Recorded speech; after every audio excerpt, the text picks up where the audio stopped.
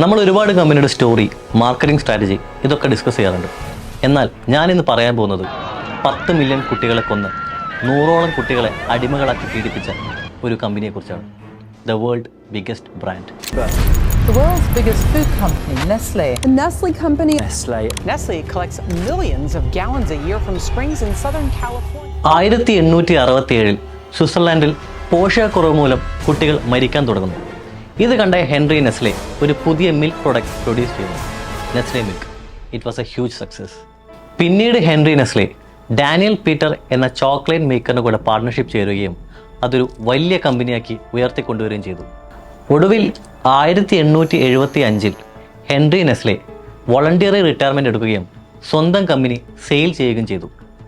എന്നാൽ ഈ കമ്പനി വാങ്ങിയ പുതിയ ഓണേഴ്സിന് മറ്റു പല ലക്ഷ്യങ്ങളുണ്ടായിരുന്നു. അതിനായി അവർ ദ ആംഗ്ലോസിസ് എന്ന കമ്പനിയെ ടൈപ്പ് ചെയ്യുകയും പിന്നീട് രൂപീകരിച്ചതാണ് the Nestle group. And guess what, it was a game changing moment. പിന്നീട് 1920 നെസ്ലെ അവരുടെ പുതിയ പല പ്രൊഡക്ട്സും പുറത്തിറക്കി. അങ്ങനെ രണ്ടാം ലോക മഹായുദ്ധത്തിന് സമയം 1938 നെസ്ലെ അവരുടെ പുതിയൊരു പ്രൊഡക്റ്റ് പുറത്തിറക്കി, നമുക്കെല്ലാവർക്കും പ്രിയപ്പെട്ട ദ നെസ്ലെ കോഫി.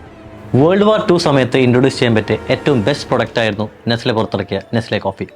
ഇത് സോൾജേഴ്സിനെ ഉറങ്ങാതിരിക്കാനും കൂടുതൽ സമയം ഡ്യൂട്ടി ചെയ്യാനും സഹായിച്ചു. ഇതേ സമയം നെസ്ലെ അവരുടെ പുതിയ പ്രൊഡക്ട്സ് പ്രൊഡ്യൂസ് ചെയ്യാനും അവരുടെ റൈവൽ കമ്പനീസിനെ അക്വയർ ചെയ്യാനും തുടങ്ങി. അങ്ങനെ നെസ്ലെ ഒരു ഗ്ലോബൽ ബ്രാൻഡ് പവറായി മാറി.